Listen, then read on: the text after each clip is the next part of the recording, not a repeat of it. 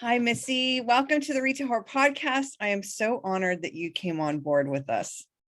Oh, I am so excited. I was so excited.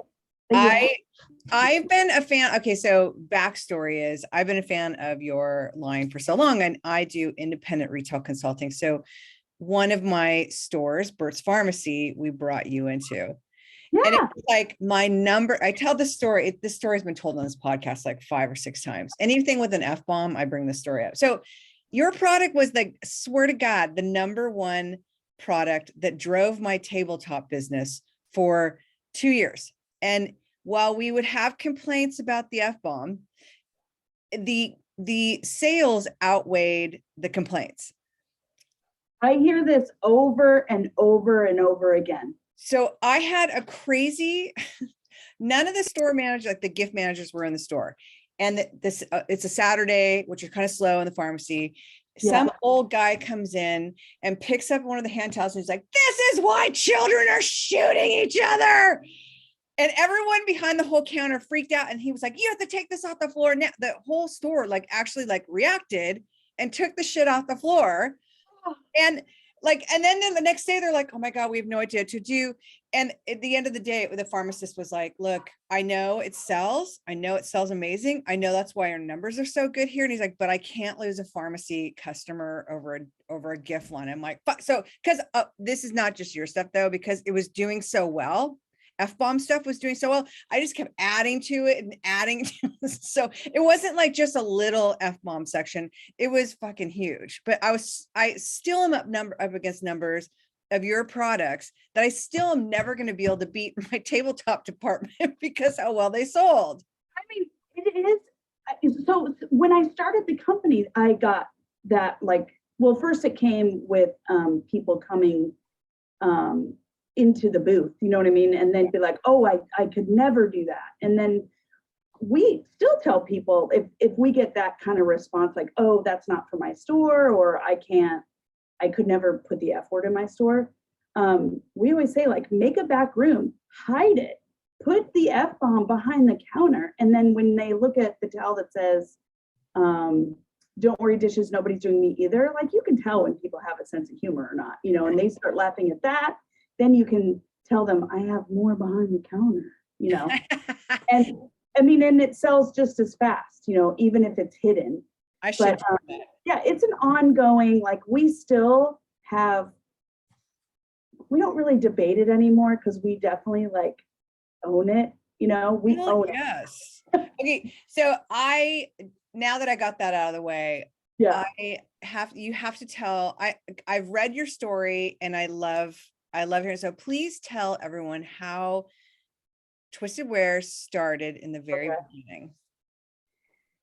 So it's so funny because I'm like, everyone's heard this story, but then I'm like, no one, anyway, I get so my husband and I were both in real estate. My entire background is in real estate. Everyone in my family was in real estate growing up.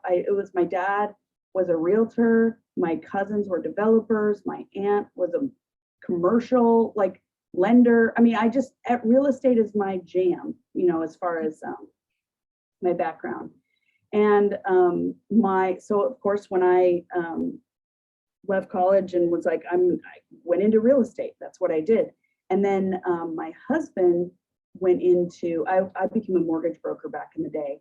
And I was like, "Oh, you should." He was working as a rebar detailer. He's a math guy. So anyway, "You know what, honey, you could get your appraiser license, and it's math.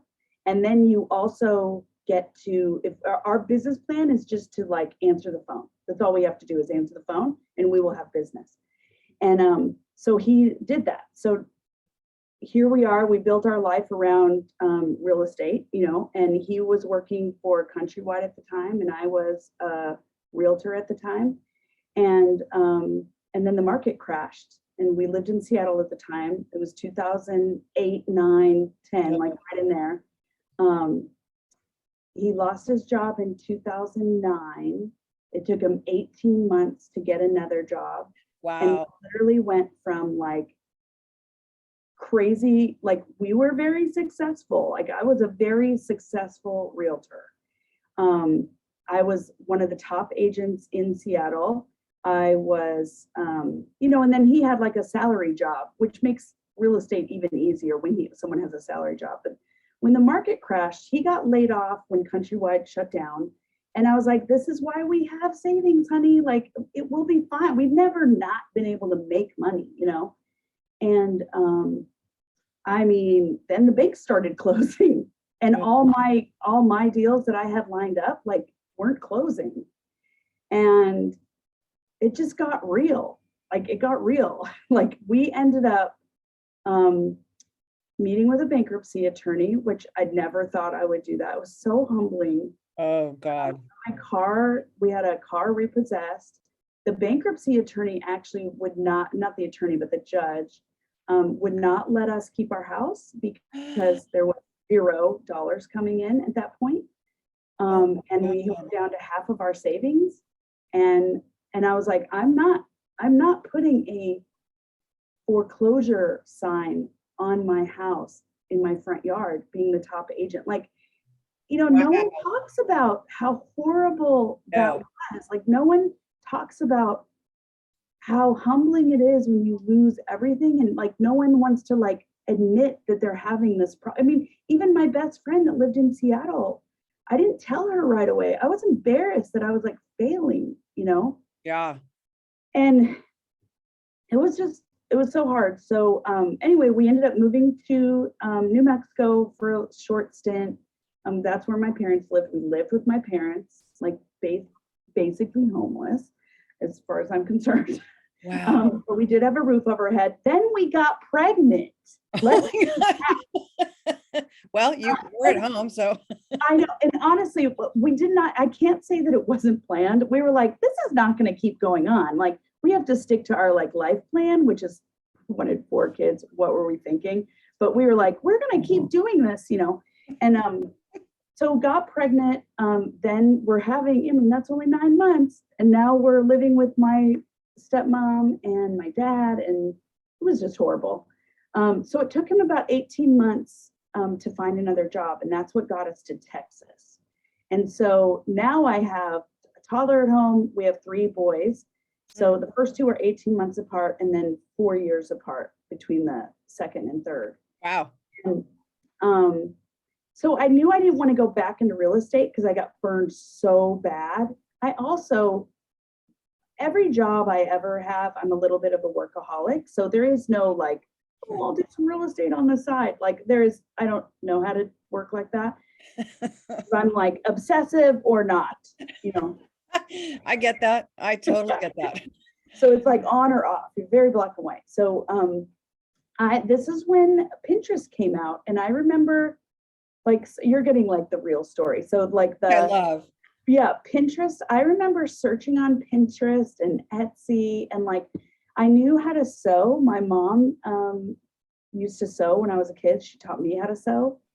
I asked for Christmas. We had no money. I asked for a sewing machine. I found one. Like, let's be real. I found my gift at a coupon or something at Target, and it was like $30 for a sewing machine. And I was like, I'm going to start sewing something. And I originally, I just started sewing all kinds of things. Like, what could I sell? I could start an Etsy shop, but none of them, I'm not that great of a sew. I can sew a straight line, you know what I mean? But I'm not like good at it, like my mom, So,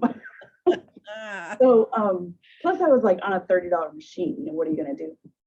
But, it was at that point, my youngest now, he's starting to walk. And every time he came in the kitchen, he would pull that towel that I had just done the dishes with, put it over the oven handle, and he would pull it to the floor and laugh. And I was like, you prick, and it just drove me insane. Like, talk about penny pinching. I was penny pinching, and every load of laundry meant another, because we had to put money back in our savings. We had nothing.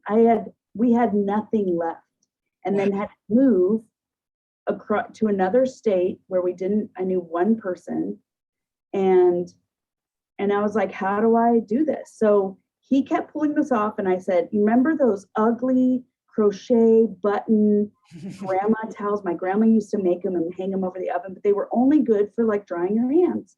And I was like, why don't they make a towel that stays put that I just did the dishes with? Not like your regular towel should stay put. And that's when I came up with that idea. And I remember I stayed up all night one night trying to figure out how do I fold it and get it. And I figured out the loop on the towel, and that's how the hang tight towel was born. And then they looked way different. That's a separate story. They looked way different than what they look like now. But that loop has not changed. The loop is the same. And that's how it all started. And then I started an Etsy store. I went to farmers markets. Here in Texas, they have the world's largest flea market. It's held once a month. It's called Canton. Oh God, I want to go to that. And I mean, can I swear? Fuck no? Yeah. Okay. So it's a fucking beat down. I mean, it's 112 degrees in Texas. Like no one wants to stand in dirt selling white towels, you know? But I did it because I was like, 1 million people come through that flea market every month. Wow. So I could really test my product. Like, what are people liking? Are they returning? Are they coming back again? Like, are they, like, am I getting traction on Etsy after they buy from me? If I get their email, like, I mean, I've always been business minded, but Canton was the hardest and the best thing I could have ever done for my business starting out. So is it like a swap meet or like a flea market? It's it's the world's largest. I don't know if it's the world's largest, but it's United States largest, but it's 45 acres. Holy fuck. That is huge. Yeah. So like when we go to it now, like I go probably once a year because it's good to be reminded of my roots, Yeah. Because every time I go back, I'm like, oh my God, am I so glad I'm not like selling stuff here. But I appreciate it. You have to like rent a scooter if you're going to get anywhere. So like the old lady scooters, like you rent a scooter and everyone has scooters. Oh my God, that sounds amazing. Yeah. If you look it up like online, it's just insane, but they sell everything from like animals, like farm animals on one end, all the way to like, some guy selling junk out of his trunk, and then they have sections of it that are a little more curated. Like I was in the curated section, but yeah, it was covered, but it was still hot. There was no AC.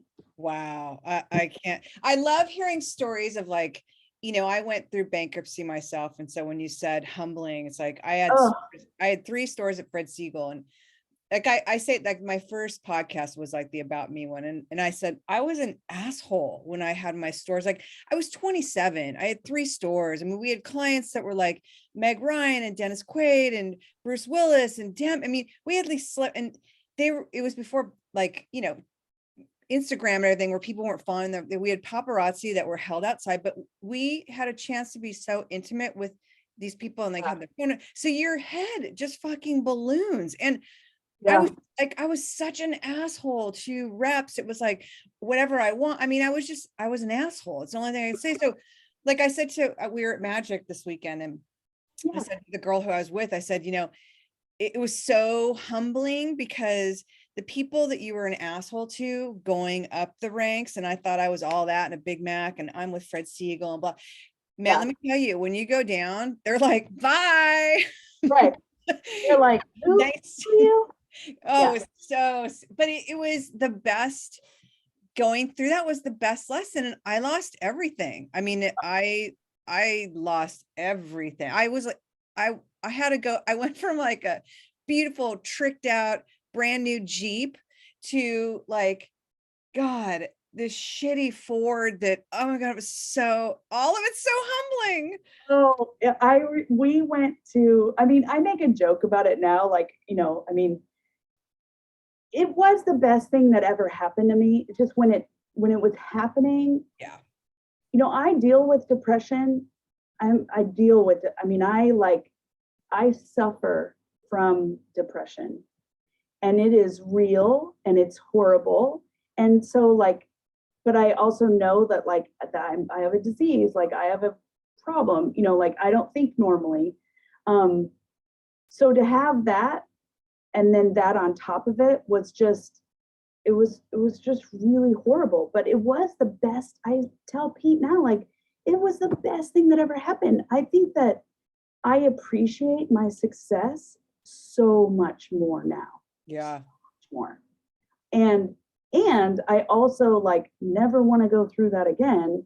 And the lessons I learned, you know, when COVID hit, we were all like, oh my God, like our business could shut down overnight. Like, I mean, the majority of my business is wholesale. So what the bankruptcy and all of that taught me was don't wait around to make decisions. Yeah. You gotta make that decision fast. I made some very fast decisions. I like renegotiated our lease for our office. I sent everyone home. I did have to lay off 2 people that were associated with the shows, you know, because trade shows went away. But those are the only 2 that I had to get rid of. And but I made the decisions really fast. And that was a big lesson out of going through the last nightmare. Yeah, I was gonna say when you were saying, "Oh, it'll get better." That's sort of what I felt. Let's get pregnant. The beginning of COVID, it was like, I literally still remember going, "Do you really think it's gonna last that long?" It's like 2-3 weeks, Mike. Yeah, here we are, almost 2 years later. Yeah. And I'm like, it's like the ongoing. I love your story's amazing, and it's like it shows so much testament to you and your hustle. It's crazy. So bring me up to speed with like, so now you've gone, when did you make the jump from the flea market to having reps? So okay, so this is actually the towels, when I used to sew everything myself, right? So I had no money. I would go to I would get my Joann's coupon, right? Yep. Gotta get Joann's coupon. I would go to Joann's and I would buy 2 their largest flour sack towels, and I would cut them into 4 towels. So now I bought 2, I got 8 towels out of it. And I would buy fabric from Joann's to put like something on the bottom and then make my loop on the towel. So that's what they used to look like back in the day. Wow. So I wish you had one. Do you still have one of the originals? I do have one. Let me see if I. Oh my God, please pull it out. Especially since this is on YouTube now. Oh, and that's right. Because it's on YouTube, I want to show how the loop works, because you are going to film it. I could never figure out the loop. I'm not gonna lie. That's okay. Some people can't, and it's fine. I'm going to show you the easy way. You know, it's probably over there, and I'd have to search for it. I'm not prepared. Well, I didn't think. I'll find it. Okay, I'll do this one, this nice one. I'll show you the loop first. Okay, So is this your office? Let me ask you that really quick. Is this your office? Yes. I love it. Thank you. You're So welcome. this is the loop. Every towel has the loop. And this is our like standard flour sack towel. So they're 26-inch square, really large flour sack, amazing. But there's the loop. You fold it in thirds and you're hanging it over your oven. That's how you normally do it, right? Yeah. You just pull that loop from the back. Oh my God. I And never could figure that out. I know, even me in the beginning was like, I made the instructions like harder than it needed to be, but whatever, we learn, you know. Anyway, I was at the flea market sweating my ass off, and this woman had said, "Oh, can you make me some red ones for my bunko group?" And I was like, "Sure," you know. So that month I went home and I made, 12 red ones and whatever other colors and stuff, a whole bunch of other colors. And I brought them back because it was every 30 days. Anyway, she came in her booth, and at this point I already knew like people were returning, people were coming back because of the loop. So they liked what I was selling, you know what I mean? I always knew that I wanted to get to wholesale because I knew that was like, that's where you can really grow fast and make some real money. And so I always had that in mind, but there was still like tweaking, like what kind of retail prices, I would test all that every week. Anyway, the woman came in and she was like, oh, I said, oh, I have your red ones, and she said, oh, they're not brick red. Oh God. I had never wanted to like punch someone in the throat more. Oh.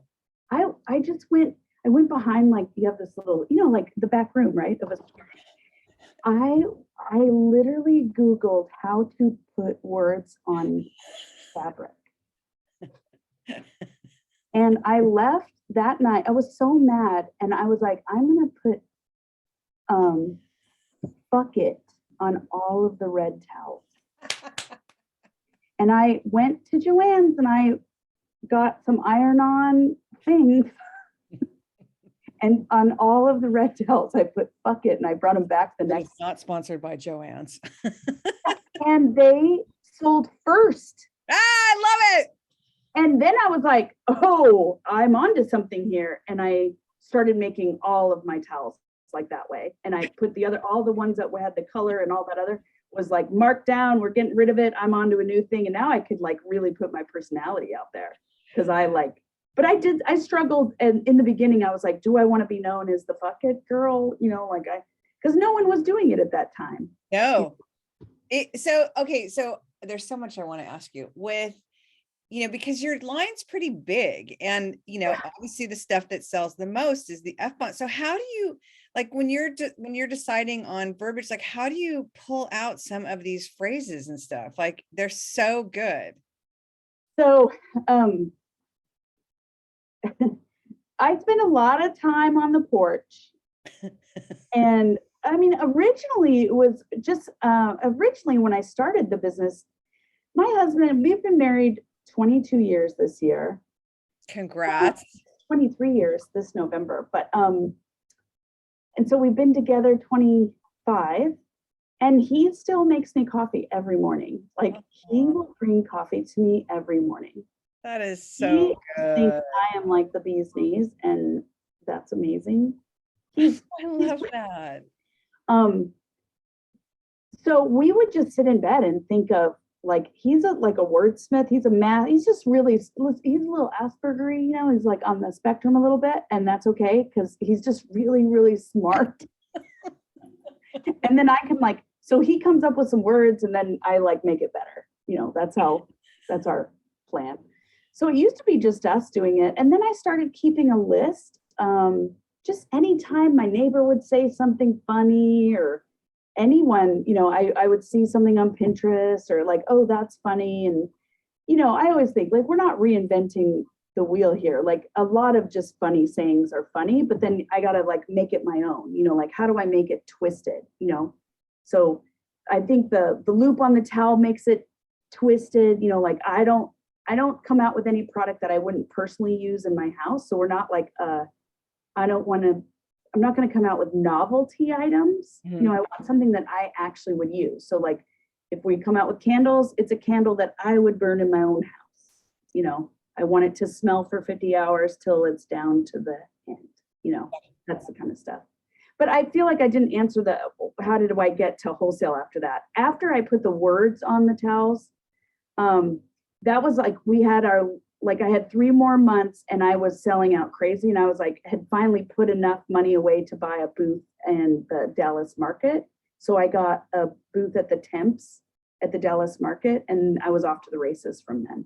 Wow. People must have freaked out when they saw it. Were they all white at this point, or were you still doing all white? Oh, and not just, they were all white, and they were heat pressed by me in my living room. Oh my God. They weren't even great quality. I look back now and, I heard on another podcast, if you're not embarrassed by your first product, you waited too long to launch. And I was like, no shit. I mean, when I look back at my original product, I'm like, oh my God, how did I even, and I thought, then my next show was New York Now. I showed up to New York Now. Wow. That's impressive. Because I had a goal. I said, if I can do this much money at the Dallas show, I will just do the very next show. I'll just get in my car and go do the next show. And I thought it was Vegas. I thought I was no, it was New York Now, Vegas, and Dallas. And man, New York now, like they don't play. Like that's like Yeah, no, I learned that real quick. I was like, big boys. the pictures of my booth at the first year were just so pathetic. Okay, do tell. I want to hear about your booth at the first time. Oh my God. Like in Dallas, because I live here, the Dallas booth was gorgeous. You know, I had like retro serving carts and like everything was up on a wall. I mean, I have an IKEA at my disposal. Like it was a beautiful booth. Going to New York though, I had to fly it all out there. So I didn't have anything. I had like this plastic banner that said Twisted Way. No, I think it was Missy Madewell at the time because I was going by that brand. So Missy Madewell is my parent company. And then when I got with the rep groups, I went to Twisted Wares, and that's a whole other story, but it was a licensing issue. I had licensed my loop to a big company, and then they sat on it, which my attorney said that they would do. Oh. But he was right, and I didn't want to believe him. But they sat on it, and then 2 years later, I took it back, but I had to change the name while it was licensed. So that's how Twisted Wares came about. And then, yeah, in New York now, I had like the curtains. I had like velvet blue IKEA curtains and a banner. How did you show the current? Because it's like we for the pharmacy, Yeah, we're still doing. I went from fuck this, fuck that to like I drink. It's like Jesus and coffee, and now I've gone like the total opposite. It's like it's still snarky, but now it's like, yeah, God loves you and Jesus, and I don't know. I mean, but I know the way you have them hanging behind you. That's how they sell the best. So we're actually moving our whole entire tabletop section to another area so I can show them like that on a rail stacked so you can see everything in one. So how did you do that in New York now if you didn't have everything at your disposal? So I went to I went to Container Store and had them delivered to my hotel.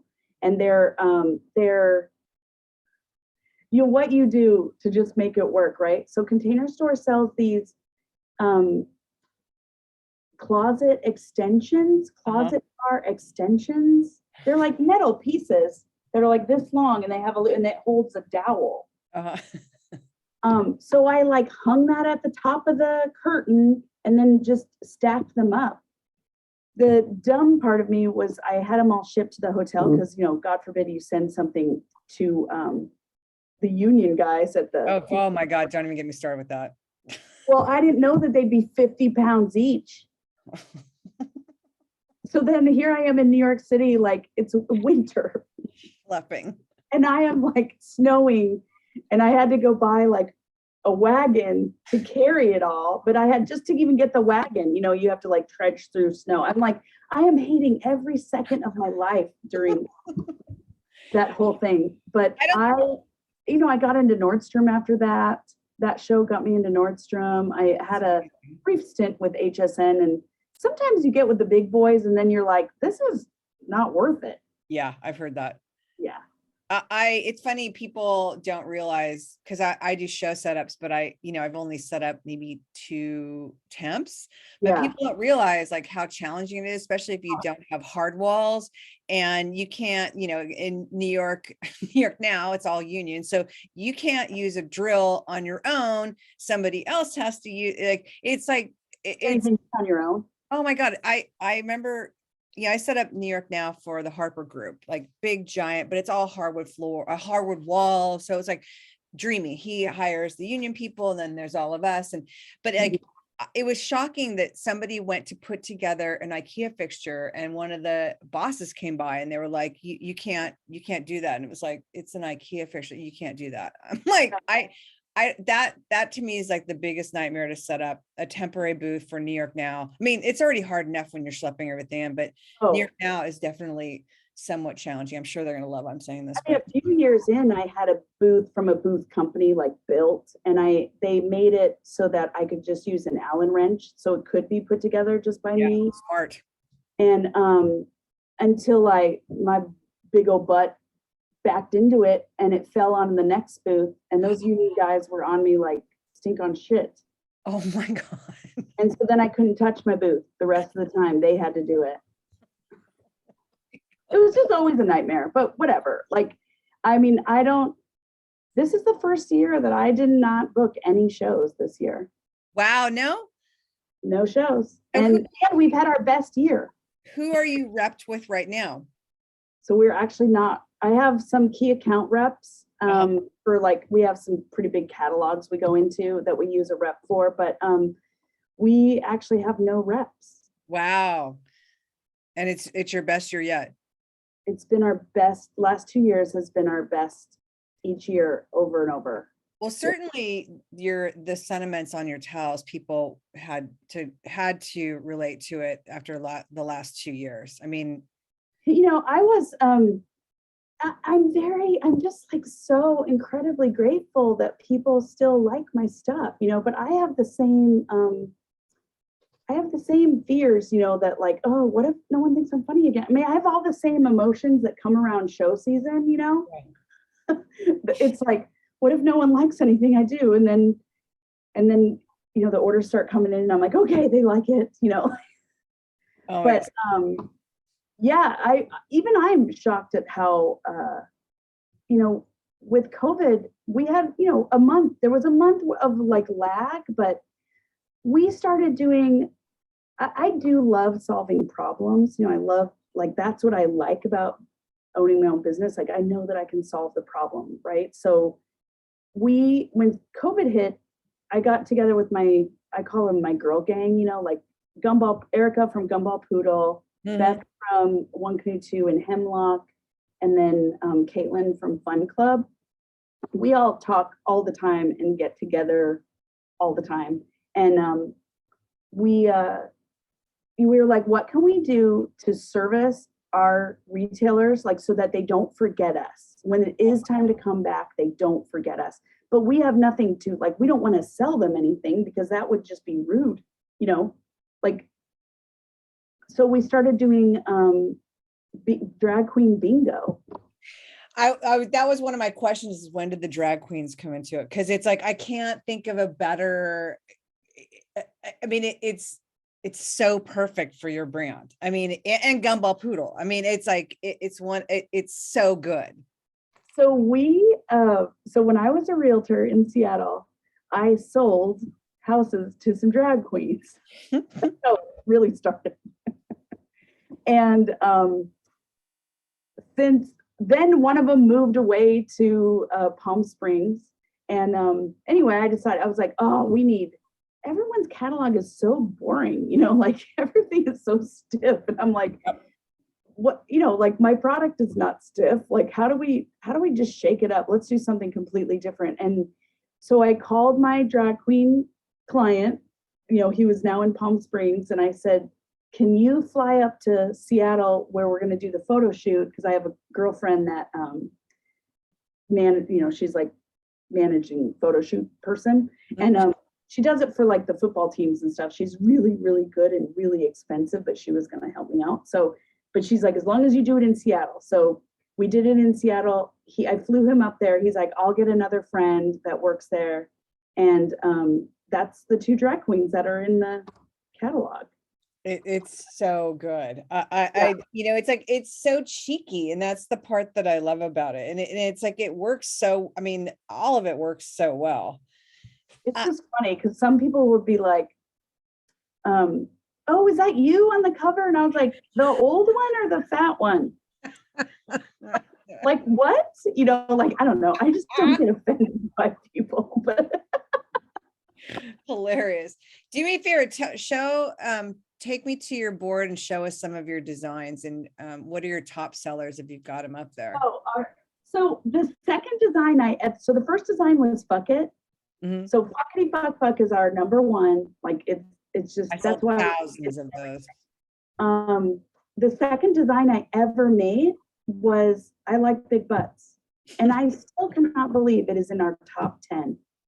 I love that one. Yeah, so I Like Big Butts. And it has a pig on it, by the way, for those of you who don't know. So Don't Worry Dishes, nobody's doing me either, for sure. Like, these are just like the old standards. And then we have some new ones. Oh, this one, I was a little worried when I came out with this one. I was like, okay, I'm like gonna step it up again, and it's one of our top sellers too. I love the weed one. The what? The weed one. That's got to do well.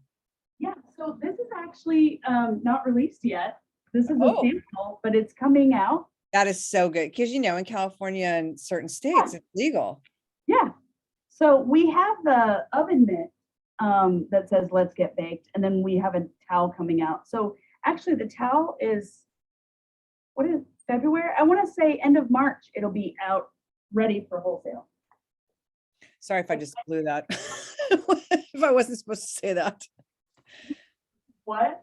I said, I'm sorry if I just blew that, if I wasn't supposed to have you show that, but that was really good. I don't mind. This is new, just the tip to see how it feels. I've been waiting on that one. But like, I mean, how do you come up with these? I mean, I've seen tons of like no pricks allowed, right? Like we've seen that everywhere, but I was like, but no one makes the cactus look like penises. What about the one ball penis? Anyway, I just thought that was funny. Yeah. So now you're doing, okay, you started with the dish towels. When did you expand into, what was the next thing you expanded to? The hot mitts or the pouches? No, I want to say, no, that's a great question. What did we go to next? I thought it was the pouches, but I might be wrong. The pouches. So I knew, I mean, there's such a long progression of getting, like when I first went wholesale, I was sewing the product still, right? And then I went on Craigslist and found a girl that could sew a straight line. Like, oh my God, I need help sewing, but I didn't even know how to source or, I was still getting my stuff at Joann's, but I knew I started, maybe not Joann's. When I went wholesale, my margins were not like wonderful, but I knew that I could sustain them. And then once I got a little bit bigger and a little bit bigger, I could get the price down more. But I think I contacted the company that supplies the towels at Joann's, and they would send me the towels flat packed, directly to my house, and then I was printing them in my house. And now I forgot your question. I'm sorry. Wait, because now I'm like, forget the question. Like, so you went from hot pressing it yourself in your garage? So in my living room, everything's too fucking hot here to do anything outside. Like where in Texas are you, if you don't mind me asking? So I'm in McKinney, which is 25 miles. It's a suburb of Dallas. Like I'm at 25 miles north of Dallas. So yeah, we were heat pressing them, and then we moved to, like, I thought it was like my first like office warehouse, but it was literally 1,000 square feet. We quickly grew out of that in a hot minute, and then I had to go lease another building, which was now 4,000 square feet. So I thought I was like big time, like I got my own warehouse, and I had warehouse workers like filling orders. I mean, we sold so much when we started wholesaling. It was insane, and we didn't have any systems or processes in place. Like I hired my mom to help me for a little while. Don't do that. I don't know how many times we have to hear it, but I still did it. Don't do it. I love my mom, but like, no, you know what I mean?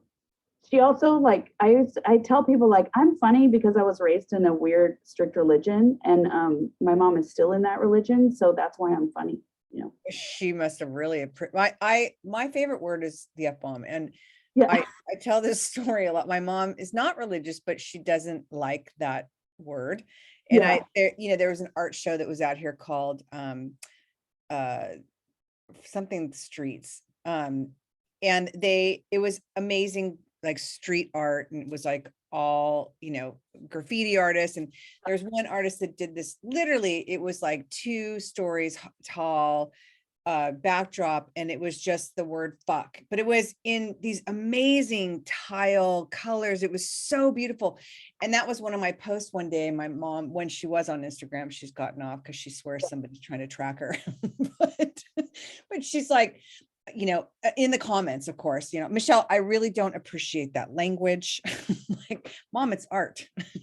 but I can't imagine having a religious mom and having her work for you when everything is an F-bomb. Well, she, I mean, it was just a disaster, but she wouldn't refuse to say the word. And then, talk about like, I was pretty high and mighty on myself, like, oh my God, like, whatever. It was just not a good fit. But yeah, I talk to my mom every day. But after that little incident, like she quit in the middle of like show season. It was just like the worst. It was just like everything was bad, but you're just learning at that time. It was at I think it was at my second New York Now show that another vendor said something about a 3PL. And I said, what's a 3PL? And he said, oh my God, that's where you just pay someone else to ship out all your goods and store all your goods. And I was like, oh, I didn't even know that existed. And I immediately found out everything about a 3PL and found a 3PL and got rid of my warehouse. Cause that was the biggest like brain suck for me, was managing a warehouse and getting orders out. Like I needed to be creative. Yeah. I didn't need to handle a warehouse. So I've been with a 3PL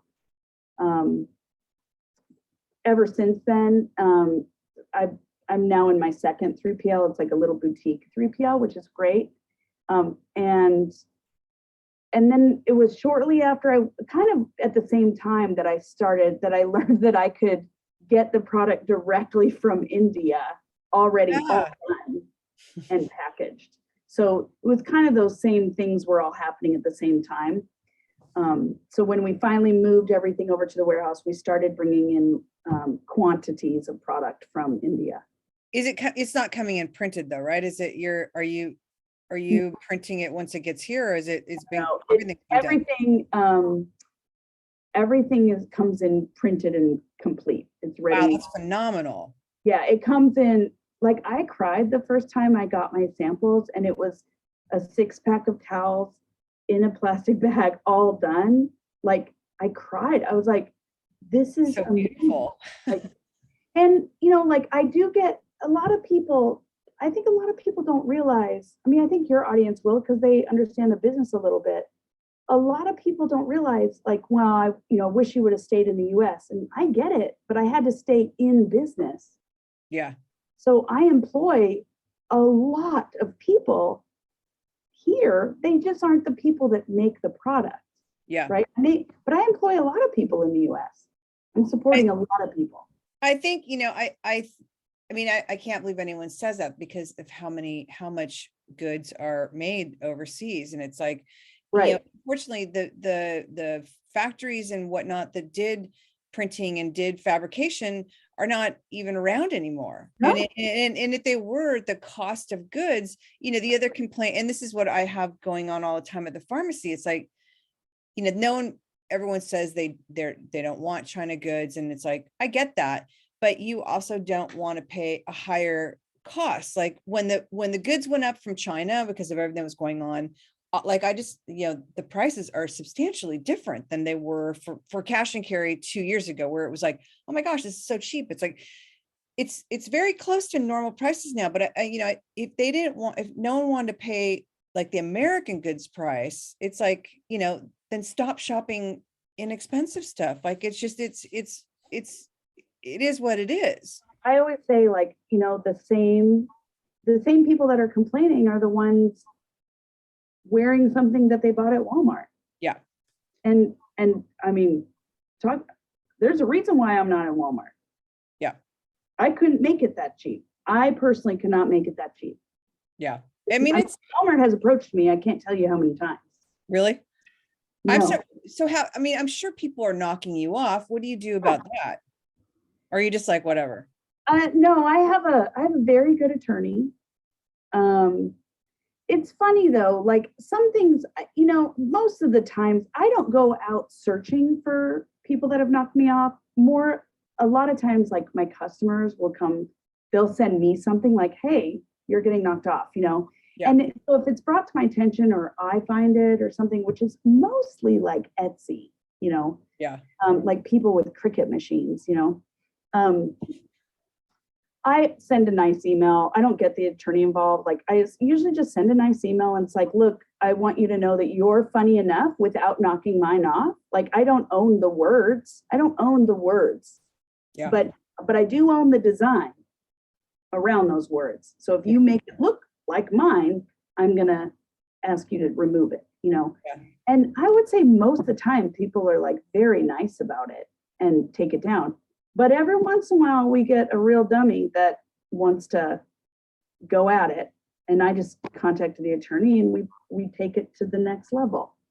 Yeah, I don't think people realize, I mean, like what a big, I mean, for those of us in the wholesale part, you know, how people, I mean, like a lot of times, like the apparel shows, if you're not a buyer, you're not allowed to whip out a camera and start taking pictures because and gift is the same thing. It's like, and I said this a while ago, it's like when I gave show tips, it's like, ask if it's okay to take a picture because the number one thing that happens to vendors there is they get knocked off. Like someone comes in, I mean, Yep. I know people are like, hey, can you go take a picture of this? I'm like, no, I'm not doing that. It's funny, like I used to be a little more, you know, now everything is online. Now, what's not online is like the new stuff that's coming out, you know.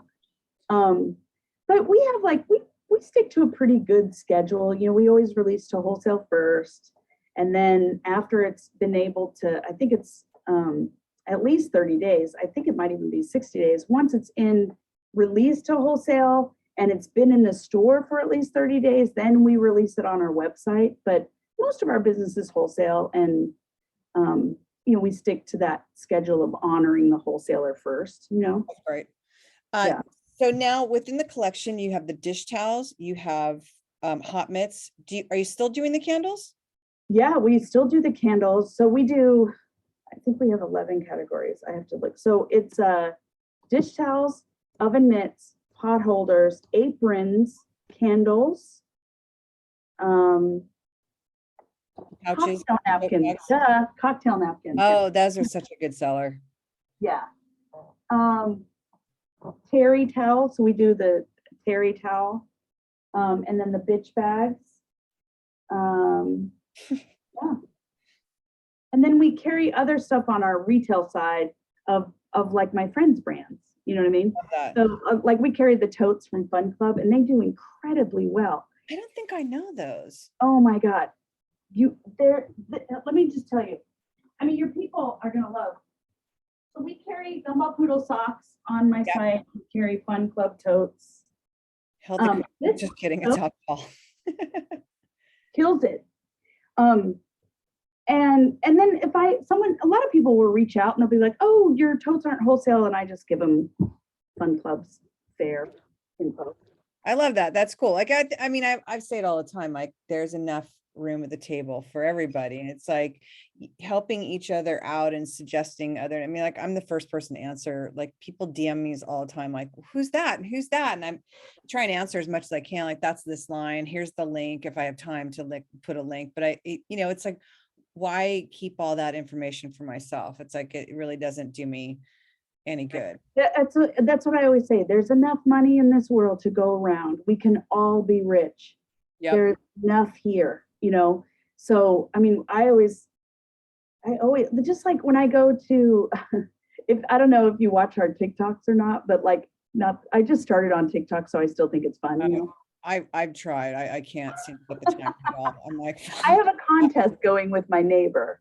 So I'm like, I have to post every day just because I told her I would. And like, it's kind of a contest. So I'm going to beat it. Like, I'm just that competitive. I'm going to win.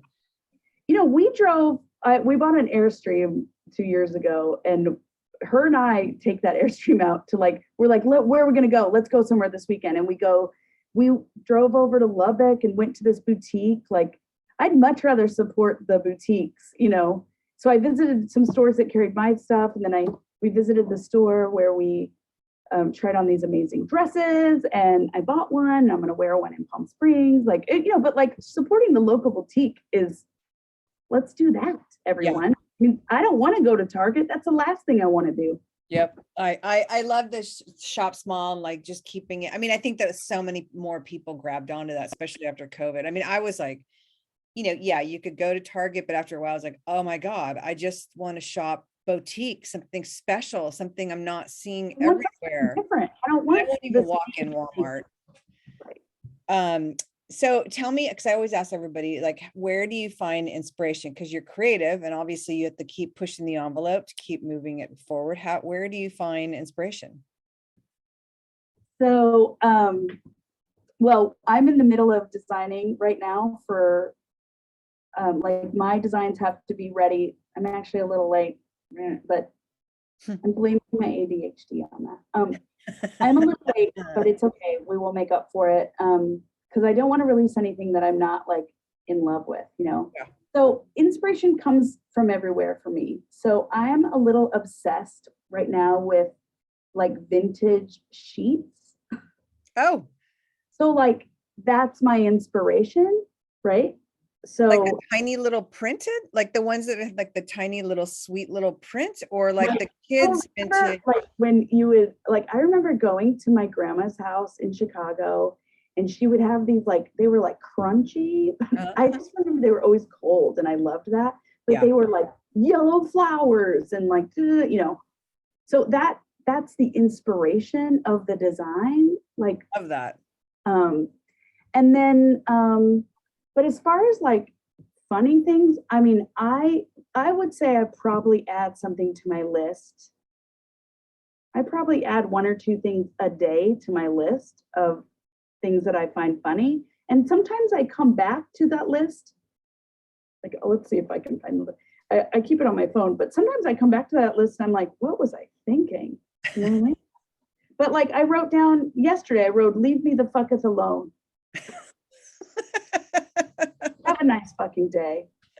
Yeah, caution, my mouth has no filter. Like I've seen that, but there's got to be a way that I could like put some artwork to that to make, Yeah.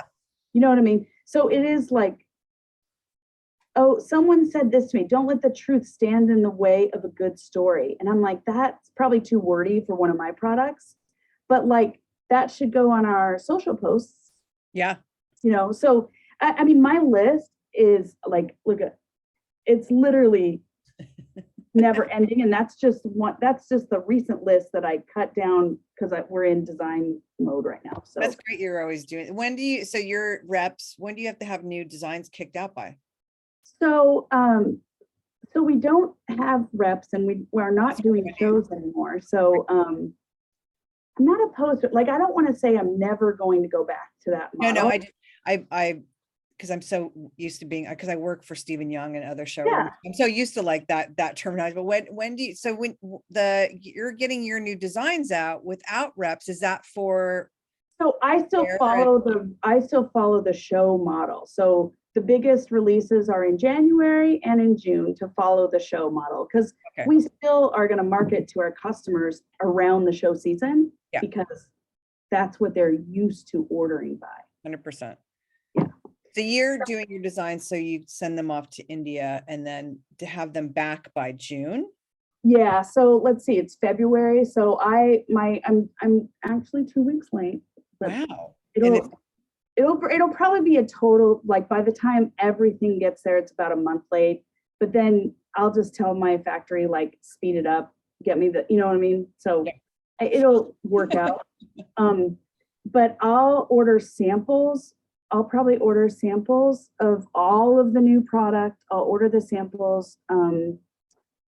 at the end of the month, so March 1. And then I will have samples in my hand and the product in our warehouse I like to have it in our warehouse before the first market of the season. Wow, that's impressive.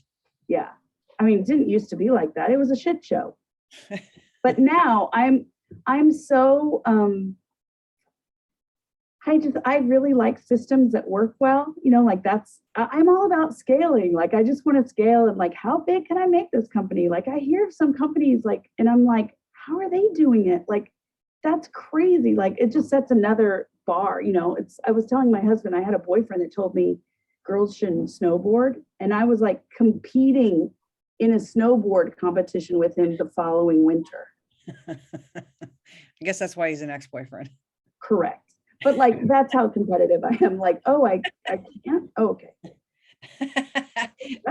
You know? I get super competitive. It's really bad. Like, I was with the store and we sold your stuff then. It was called Sweet XO. Yeah. And we were next door to N Frederick, and we, because cash and carry apparel, there's no zip code protection, and we all have the same taste and we bring in some of the same things, but we were doing so much business and I was so competitive. I was like, okay, we're going to make this look better than them and we're going to sell, and it got to the point where he started coming in like, what is going on? And I was so like, the old Fred Siegel part of me was just so like dog with the sock. Like I could not let it go. It was like, just pay attention to your, I mean, that comes from Fred Siegel. Like my background's Fred Siegel in anthropology. And Fred used to say, and part of it works now, part of it doesn't. Don't worry about everybody else. You worry about you, and you worry about pushing the envelope forward. So I kind of combined the two. I was still worrying about them, but I was still like, I will push that envelope so far to see like how much better I can get it. And that's where the competition part. Like, I mean, I was in the same showroom with Blue Q. Oh yeah. I was right across from them. So to say I was not upset when I walked into the showroom and they were making oven mitts and towels, would be an understatement, right? Like I was more, it's not that they were doing the product, right? Like, cause I mean, I just kind of feel like it was worth a phone call. Like, why wouldn't someone call me? Why wouldn't even my showroom call me and not have it be a surprise when I walk into the showroom? Like, it's the surprise that caught me off guard. And then, so like, I do this with my kids too. Like, you have a time limit that you can be upset and cry about it, and then we're done. I love that. I'm gonna be upset for the next 5 minutes or for the next 5 days. You tell me, and so that I don't rag on you. But what we can't do is have this go on forever, this upset, Yeah. So I was upset probably the first whole day.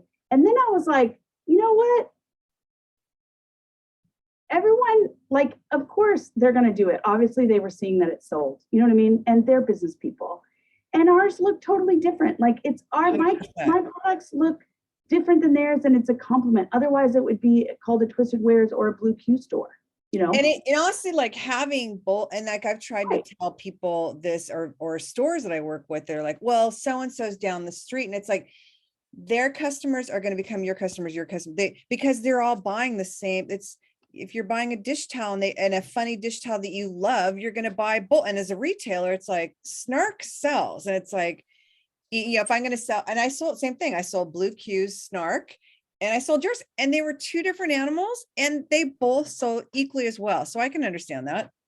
I mean, but like I was upset about it in the beginning, but then I'm like, what can I do to make it like better? Like like it keeps me on my toes to like keep we test our every shipment that comes in from India. We have items sent to my office and we test it for absorbency. We want to make sure that the quality is kept up. Mm-hmm.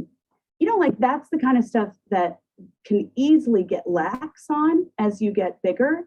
Yeah. And we just, like we still do those like little spot checks. Like how do we stay and how can we service the customer better? How can they remember us over another brand that, is a competitor? I mean, now we have there's so many fucking dish towel companies that people have put the fuck word on it. Like, I don't, God forbid, but that's why it keeps me on my toes on new products. Yeah. It forces you to push the envelope and to force you out of your comfort zone is always kind of how I took Fred's advice with that. Like, okay, so that's been knocked off now. Like, what do I do now? It's like, okay, how do you top yourself? And always leave them. I guess it's better to leave them chasing you than. Yeah. I mean, it is kind of, everyone in this industry, everyone knows everybody, everyone is like, I mean, I know my catalog, as soon as I release my catalog, that catalog gets sent around to everyone. Yeah. And I get everyone else's catalog and I'm like, ooh, this is what they're doing, but like, it is true. Like, how can I keep, I don't know. We always say for my team is, we're here to delight or we'll make it right. Mm. And that's like, we just want to delight you. We want to delight you when you receive the package. We want to delight you when you sell the when you sell the product, and we want to delight you when you reorder. That's a good philosophy. You know? I ask people, this is the second question. Two more questions. Yeah. How do you, because you're obviously wearing a lot of hats and because you are a workaholic, Yeah. how do you find and where do you find balance? Well, how do I find balance? I really struggle. Like, in God's honest truth, I really struggle with balance. So how do I find balance? I have an amazing husband that lets me be a workaholic. He also, like, I have sold him on my fucking dream, right? Like, I've sold him on this dream. And he has a regular job, you know, like, he has a regular job, which is good and bad, you know, like, it's good, but, you know, it allows me a little more freedom to, like, take more risks because I do have that, like, but, you know, he's the one who handles all the kids, their school stuff. Like, he also wants to do that. Like, I don't care, you know? So it is very difficult to balance. It is really hard. I have to take, when I go on vacation, I have to remove all the apps from my phone. Like, this is just how I deal with things. Like, otherwise I will work. Like, I know me enough that if I have email on my phone, I'm going to work on that cruise. Yeah. Oh, good for you. That's really great advice, actually, just that right there. So I remove everything and just really tune out. And I'm taking them more frequently now. You know, even if it's just a little weekend trip, we also will just take the Airstream out, but I'll take it out by myself. And just to be alone, you know, and, like, then I'm not, like, working at home with the kids around, you know, like, but my kids are older now, so it's not as, I don't know. Kids are my kids are very independent. I have a 17-year-old, a 15-year-old, and an 11-year-old. The 11-year-old, not so independent. But yeah, how do I balance it? I don't. And then I have depression on top of that. So sometimes I just, you know, there are some days where I don't answer phone calls or emails and I just have to go to bed. Take care of you. That's the reality. Yeah. I can imagine that would be hard. It's like, that's why I always ask people, because women, especially, all of us are so bad about doing that. And, like, you know, I interviewed Kitty Meow. I don't know if you know her card line, but she's Liberally as well. And, you know, I asked everybody that, and it's like, I think most females are like, there really is no balance. Like, you know, we try to do this, but you know, it's always interesting to see how, but if, and then add depression into it as well. It's like, you know, you always know there's going to be a point where you hit the wall and you can't keep going anymore, either physically or emotionally. And it's good to know that you take care of yourself and just at that point, just go to bed. You know, I do. My team is amazing, but, you know, we're hiring. Part of my, like, we're hiring, as of last week, we put out, like, I'm hiring a director of operations and a director of marketing because, you know, my team is amazing. I could not do it without them. I love them. But the reality is like, we're growing super fast still, and I don't want them to get burnout, you know? So like, let's take it to the next level with some people that are smarter than us in the room, you know? Yeah. And that's the way to grow. Because I'm like, we may not make a profit. What if we don't make a profit this year? Because I put it all into people. But I'm like, I don't know. I'm okay with that. Let's see where we can go with the growth. You will, because I feel like sometimes when you give up some of that and you put it in somebody else's, one, they do it differently, and two, it frees you up to be able to do what you do best. Right. And that's, I think, a lot of people, you know, for me, I just am a micromanager and I'm a control freak. So it's oh my. It's really, I know I need to do it. I just don't. And it's like, I know that's also what holds me back. Cause like, how are you going to grow if you can't let some of this go? Right. I guess I just don't know how to let it go. So I have to still. I don't know. Like I'm hiring, I just hired someone to actually help help me train these other people, like, so that, like, teach me how to be a better CEO. Yeah. You know, That's really smart. I want to have fun again, you know, and I have fun when I'm designing, right? I have fun when I'm designing. It's stressful, but it's fun. Mhm. But it's all this day-to-day stuff it's hard. Managing people is hard. And I love my people, and it's still hard. Yeah, I always used to say when I had my stores and I had a lot of employees, it was like my biggest pleasure and my biggest nightmare were my employees. Because when it was great, it was great. When it was bad, it was really fucking bad. It like tears your heart out. Yep. And now it's just like myself and my retail whore team, which none of us see each other because we all live in different areas. So we're literally, my entire relationship with my team is like via Zoom and email and text. It's like, and somehow it works. That's us now. It's somehow I love this office really just so we can get away from the kids and go somewhere. Yeah. You know, so, but every month I debate, do we really need this office? Does it need to be this big? I used to do lives, like Facebook lives. So I set up this space for that. And then I was like, I don't want to be working. I don't want to be told that I have to be on TV at 7:00 at night. Like, nope. So that lasted for about 6 months. And then I was like, done. I'm very bored of things, you know, but I got to try them all out. Well, it's great you'll do that because I think a lot of people, and I've said this a couple of times in the podcast, that I think a lot of people, especially when it came time when everything shut down and everyone had to go, you either get out and get super uncomfortable and get in front of the camera, or you don't and you remain frozen. And guess what? A lot of those businesses are not around now because they could not get past and it's fucking uncomfortable. It is uncomfortable. And it is like, but I think, like I talked to somebody today, it was like, but there's something about that's very empowering in that. It is. It's just like what I tell my kids, like, sometimes you got to do it scared. Yeah. You just got to do it scared. I get scared, you know, I don't know. I don't get scared very often. I'm in the fucking suburbs of McKinney, Texas, you know. Like, I did used to live in the city and I got scared a lot. My last question is, where do you see Twisted Wares in 10 years? Ooh, 10 years. So my husband, being the math guy, he always said, he calculated something one day and he said, I think if we have a product in 1 of every 4 homes in the United States,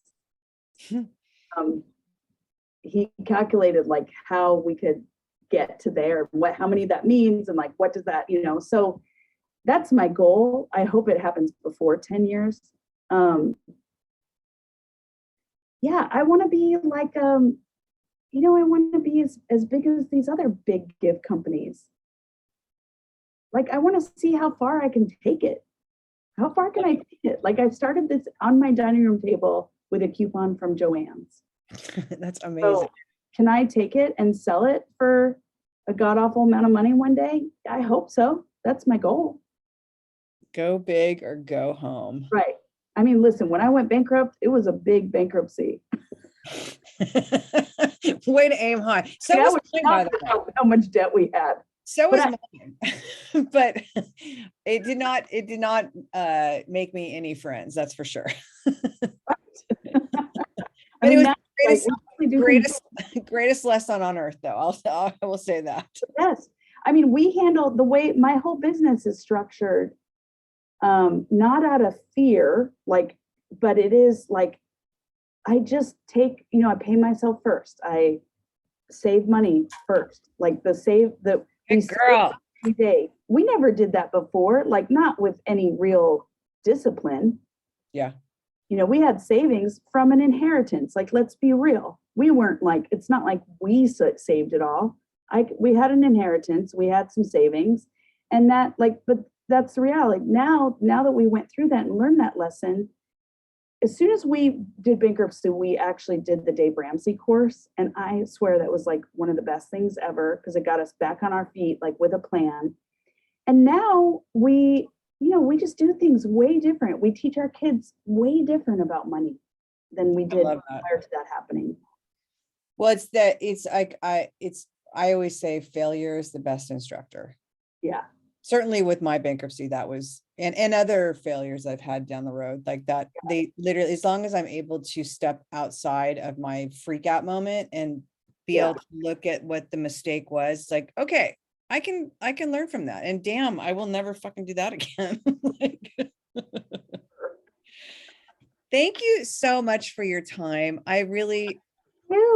I really appreciate, I'm super excited for this to come out. And you know, like I said, I love your line, and I work very hard at trying to get it back into the store, but I want F-bombs back.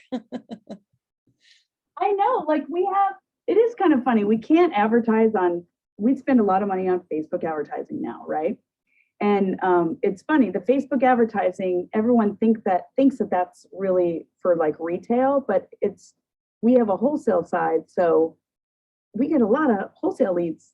A lot of wholesale customers come to us because they saw our ad, and saw our product. So you can't advertise the F word on Facebook. I know you can't, by the way, you can't use the word whore either. We've had to go around and WHOR. We like we've misspelled it, but that's Elisa had to literally go through all these like back and forth emails to them. But yet Instagram, PS, who that owns them, I can say whore, and it's like, what? Like the prudes that Facebook is.